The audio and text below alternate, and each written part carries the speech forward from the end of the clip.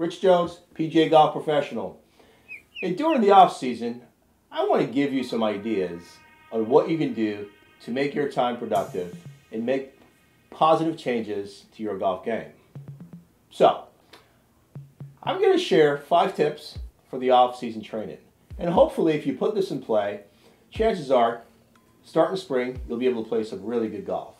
So, number 1, I want you to look back and look ahead. If you're serious about improving as a golfer, you need to make an honest evaluation of your golf game and then set measurable and realistic goals. So, one of the best time to do this, folks, is in the off season. So I want you to think back to last season and think about what was holding your golf game back. Was it 3-putting, errant tee shot, just couldn't get off the tee? Or maybe poor wedge play, short game? Or it could be mental mistakes. Or perhaps losing your cool on the golf course. Trust me, we've all been there. We hit a bad shot, we take it out on the club, or sometimes take it out on the golf course. Not cool. Using statistics is a great way to make this assessment as well. See, once you have picked a few things that you need to work on, make a short list and set measurable goals for the upcoming season. I want you to keep that list handy and focus on the list exclusively.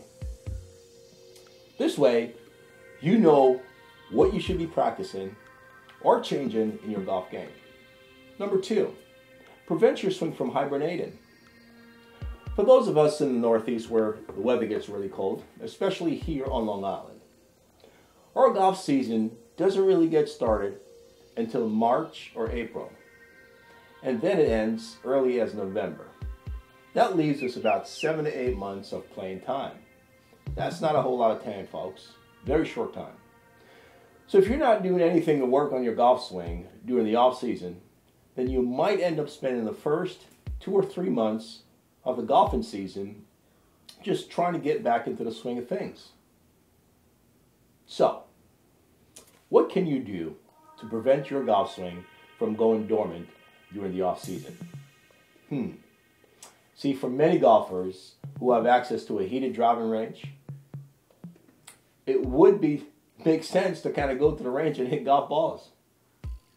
Or, here's a thought, if you have a room large enough where you can set up a driving net or access to a golf simulator like the one that I have here, you could certainly hit golf balls all winter.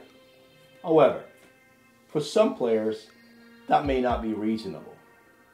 So here's a recommendation. I recommend making an investment in a training aid like the Orange Whip. I use it. I've got one here in my studio. I can't think of a better product that any golfer can use in the comfort of their home. Continue to groove your golf swing by swinging it. See, if you swing the whip as little as 5 to 10 minutes a day, it will not only keep your golfing muscles fresh, but it will also help you maintain your rhythm and consistent swing that often eludes many golfers during the off season.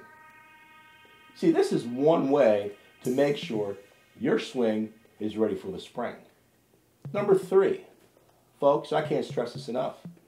Evaluate and check your golf equipment. You see, golfers tend to just buy new clubs for the sake of buying new clubs. This is a big mistake for a number of reasons. If you are thinking about getting a new set of irons, or a driver, or wedges, the best thing to do is to see a knowledgeable club fitter. Ask your PGA Golf Pro, who can evaluate your current equipment. You see, we can accurately test any of the new clubs on the market, okay, and see if they'll provide you with a performance upgrade. You might find out that your current set of irons is just performing just right. But you may just need a tweak here and there. Your lie angle may be just a little bit flat or maybe too upright for you. Folks, the off season is a great time to do this. Why?